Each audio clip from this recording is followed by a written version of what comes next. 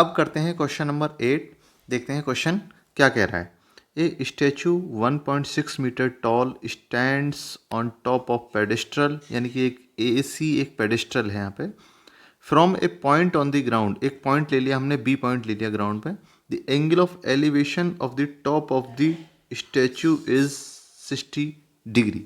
अब देखो पेडेस्ट्रल के ऊपर ये एडी जो है, जिसकी लंबाई 1.6 मीटर है, ये वाली जो पोर्शन है यहाँ पे, ये वाला जो है एडी, ये वाला हमारा एक स्टैचू है जो हमारे पेडेस्ट्रल यानी कि एसी जो है उसके ऊपर सिचुएटेड है।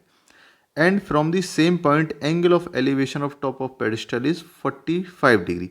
अब टॉप ऑफ पेडेस्ट्रल मतलब ए पॉइंट, यहाँ से बी पॉइंट से हम देख रहे हैं ए पॉइंट को, तो ये एंगल ऑफ एलिवेशन 45 डिग्री है, यानी कि जो पेडेस्ट्रल का जो टॉप है उसका angle of elevation B point से 45 डिग्री है। और जो पेडेस्ट्रल के ऊपर जो हमारा स्टैचू है, जब हम उसको देखते हैं बी पॉइंट से, तो उसका एंगल ऑफ एलिवेशन हमारा 60 डिग्री है। Find the height of the pedestal, यानी कि पेडेस्ट्रल एसी हो गया, इसकी हाइट हम एच मान लेते हैं, तो ये हम अब यहाँ पे निकालनी है।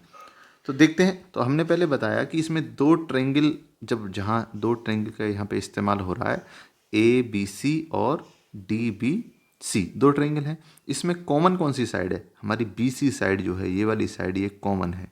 तो दोनों ही ट्रायंगल्स में बी सी की वैल्यू अलग अलग निकलेगी, वो इक्वल वैल्यू रहेगी, क्योंकि बी सी की लेंथ तो सेम ही है, लेकिन जिन जिन वैल्यूज़ का इस्तेमाल करके निकल रही है, जिन सिंबल्स का इस्तेमाल करके निकल रही है, तो वो अलग अलग इक्वेशन आएगी, लेकिन उस इक्वेशन की वैल्यू सेम रहेगी, तो हम बाद में उसको इक्वल करेंगे।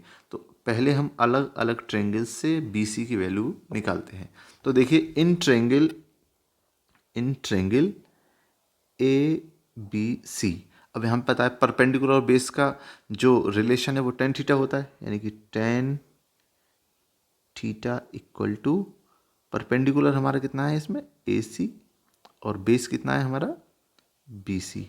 अब tan थीटा कितना है, थीटा की वैल्यू क्योंकि इसमें 45 डिग्री है, तो tan 45 डिग्री इक्वल टू ए सी की वैल्यू कितनी है हमारी, ए सी की वैल्यू हमारी निकालनी है, ये हम एच मान लेते हैं, और बी सी की वैल्यू कितनी है हमारी, बी सी की वैल्यू भी हमें जो है वो निकालनी है।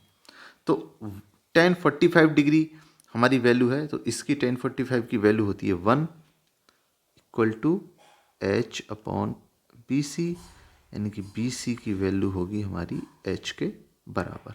ये हमारी फर्स्ट इक्वेशन आ गई यहाँ से। अब उसी तरीके से इन ट्रायंगल, अब जो बड़ा ट्रायंगल है हमारा डी बी सी, इसमें हमारा रिलेशन tan थीटा वाला जब हम लगाएंगे, तो tan एंगल क्योंकि 60 डिग्री है इस वाले में, तो 60 डिग्री लिखेंगे, और जो हमारा परपेंडिकुलर है वो डी सी है, डी सी अपॉन हमारा बी सी हो जाएगा। अब क्योंकि डी सी जो है वो दो हाइट हैं इसमें, जो ए डी और ए सी दोनों को मिला के बनाए, यानी कि डी सी की वैल्यू जो है वो किस किस को मिला के है, D A plus A C upon B C. अब देखिए, डी ए की वैल्यू हमारी यहाँ पे देखिए, ये वाली जो वैल्यू है यहाँ पे, ये डी ए की वैल्यू 1.6 है, तो 1.6 हम यहाँ लिख देंगे, प्लस क्योंकि ए सी की वैल्यू हमारी एच है, तो एच हमने यहाँ लिख दी, अपॉन बी सी। अब tan 60 की वैल्यू हम पुट करें, तो tan 60 की वैल्यू होती है √3 इक्वल टू, ये यहाँ आ जाएगा 1.6 प्लस एच अपॉन बी सी।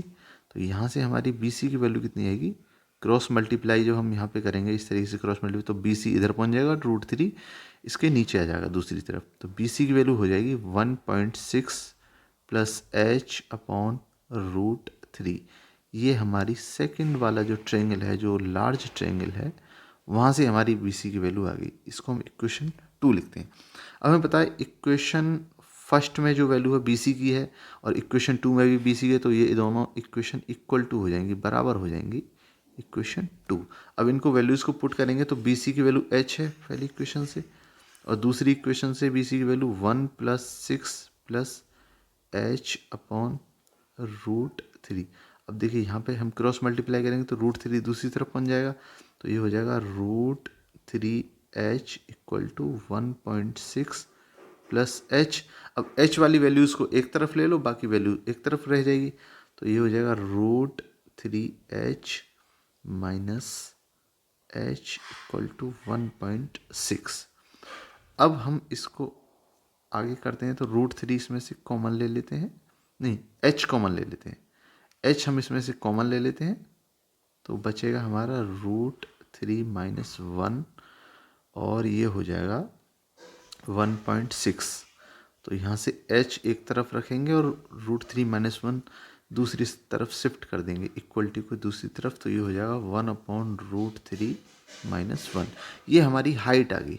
लेकिन इसमें वही दिक्कत है कि ये रेशनलाइज करनी पड़ेगी, तो जितनी वैल्यू नीचे दे रखी है हमारे डेनोमिनेटर में है उतनी, अब इसको रेशनलाइज करने के लिए हमें पता है कि अगर ये देख √3 माइनस 1 है तो हमें √3 प्लस 1 वाली वैल्यू से हमें न्यूमरेटर और डिनोमिनेटर में हमें मल्टीप्लाई करनी पड़ेगी। तो देखिए h की वैल्यू हमारी है 1.6 अपॉन √3 माइनस 1।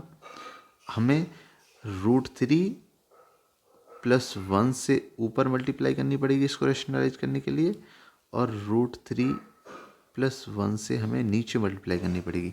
तो देखिए डेनोमिनेटर में a माइनस बी और a प्लस बी वाली आइडेंटिटी हो जाएगी, यानी कि a माइनस बी और a प्लस बी वाली आइडेंटिटी हो जाएगी a² माइनस b²।